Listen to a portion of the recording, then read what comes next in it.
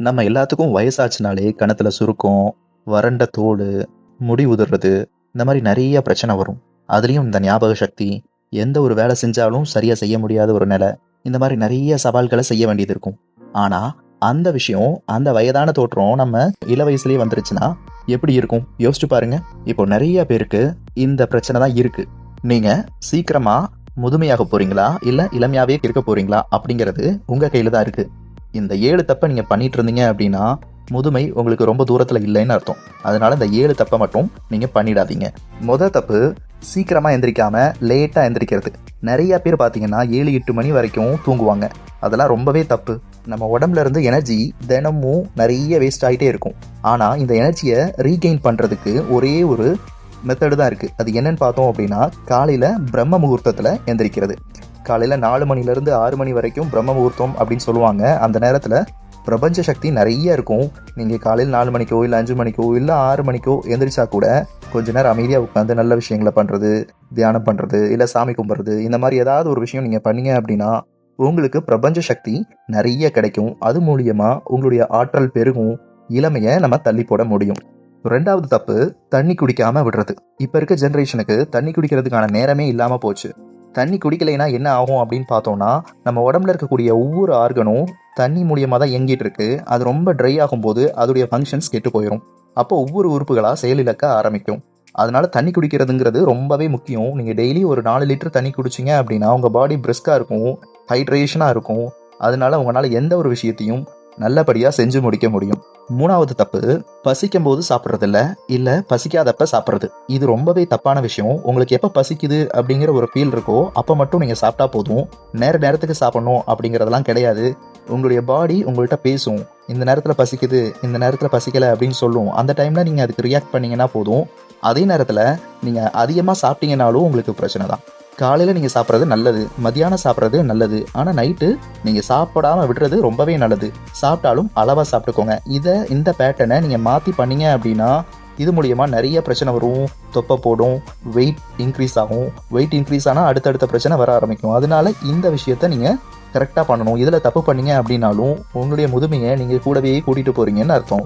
4வது தப்பு, நம்ம உடம்புல நிறைய பிரச்சனை வர்றதுக்கு காரணம் நம்ம உடம்புடைய ஹீட்டு தான். இந்த ஹீட்டை குறைக்கிறதுக்கு நிறைய வழி இருந்தாலும் ஒரு சிம்பிளான வழி என்ன அப்படின்னு பார்த்தீங்கன்னா, தலைக்கு எண்ணெய் தேய்க்கிறது.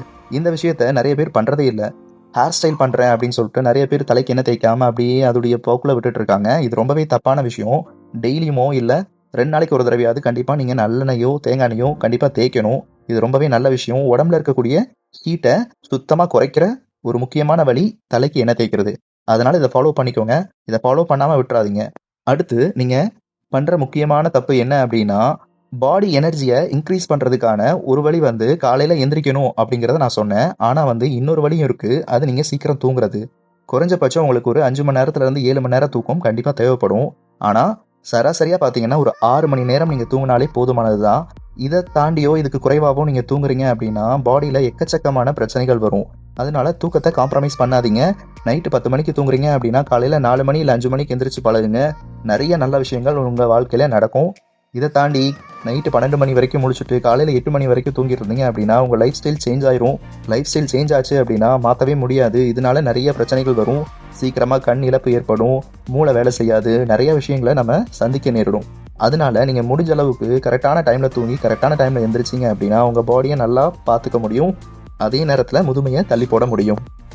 6வது தப்பு, உடம்புக்கு எந்த ஒரு ஆக்டிவிட்டியும் கொடுக்காமல் இருக்கிறது ரொம்ப மிகப்பெரிய தப்பு. நீங்கள் காலையில் எந்திரிக்கிறீங்க அப்படின்னா சின்னதாக ஒரு வாக் போங்க, இல்லை முடியலையா சாயந்தரமாக ஒரு வாக் போங்க, இல்லை ஏதாவது ஒரு ஆக்டிவிட்டியில் உங்களை என்கேஜ் பண்ண பாருங்கள். எதுவுமே இல்லாமல் சாப்பிட்றோம், தூங்குறோம், வேலைக்கு போகிறோம், இந்த மாதிரி இருந்துச்சு அப்படின்னா உங்கள் பாடி சீக்கிரமாகவே கெட்டு போயிடும். அதனால எக்ஸசைஸ் பண்ணுங்கள், இல்லை யோகா பண்ணுங்கள். யோகாவுக்கு நம்ம சேனலில் நிறைய வீடியோஸ் போட்டிருக்கோம். அதில் ஏதாவது ஒரு வீடியோவை செலக்ட் பண்ணி நீங்கள் அதில் இருக்கக்கூடிய விஷயத்தை ஃபாலோ பண்ணலாம். மேலே உங்களுக்கு லிங்க் கொடுத்துருக்கேன். அதை கிளிக் பண்ணிங்கனாலே உங்களுக்கு யோகா வீடியோஸ் வரும். அதை கிளிக் பண்ணி நீங்கள் டெய்லியும் யூஸ் பண்ணிக்கலாம். ஆனால் ஏதாவது ஒரு விஷயத்தை நீங்கள் ஆக்டிவிட்டியாக உங்கள் லைஃப்பில் இன்க்ளூட் பண்ணிக்கோங்க. அடுத்த தப்பு, எப்போ பார்த்தாலும் வேலைன்ட்டு அதுக்கே அலைஞ்சிட்டு இருக்காதீங்க. வேலையும் முக்கியம்தான், காசும் முக்கியம்தான், பணமும் முக்கியம்தான், எல்லாமே முக்கியம்தான். அதை விட உங்களுடைய லைஃப் ரொம்பவே முக்கியம். அதனால உங்களுக்கான டைமை நீங்கள் ஸ்பெண்ட் பண்ணுங்கள். 24 மணி நேரத்தில் ஒரு 5 நிமிஷமோ 10 நிமிஷமோ உங்களுக்கான டைமை நீங்கள் ஒதுக்குங்க.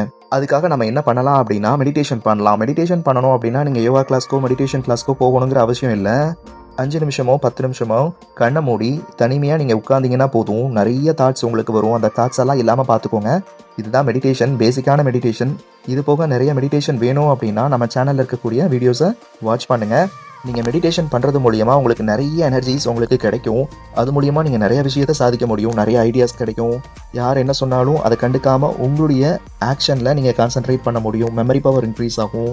எதுக்குமே நீங்கள் ரியாக்ட் பண்ண மாட்டீங்க. உங்களுக்கு ஒரு பிரச்சனை வருது அப்படின்னா அதுக்கு ரியாக்ட் பண்ண மாட்டீங்க. ஒரு ஹாப்பினஸ் வருது அப்படின்னா அதை அனுபவிப்பீங்க. இந்த மாதிரி நிறையா நல்ல விஷயங்கள் மெடிடேஷனில் நடக்கும். இது உங்கள் லைஃபுக்கு ரொம்ப யூஸ்ஃபுல்லாக இருக்கும். கண்டிப்பாக அதனால் ஒரு 5 நிமிஷமோ 10 நிமிஷமோ லைஃப்பில் டெய்லி உங்களுக்காக ஸ்பெண்ட் பண்ணுங்கள். இந்த 7 தப்பை நம்ம பண்ணலை அப்படின்னா நம்ம எவ்வளோ வருஷம் இருக்கோம் அப்படிங்கிறது நம்மளுக்கு தெரியாது. ஆனால் இருக்கிற வரைக்கும் நம்ம ரொம்ப ஹாப்பியாகவும் ஹெல்த்தியாகவும் இருக்க முடியும். இந்த மாதிரி ஹெல்த் ரிலேட்டட் வீடியோஸ்க்கும் யோகா ரிலேட்டட் வீடியோஸ்க்கும் ஹெல்த் டிப்ஸ் அண்ட் ட்ரிக்ஸுக்கும் நம்ம மெகன்யா யோகா சேனலை சப்ஸ்கிரைப் பண்ணி வாட்ச் பண்ணுங்கள். தேங்க்யூ.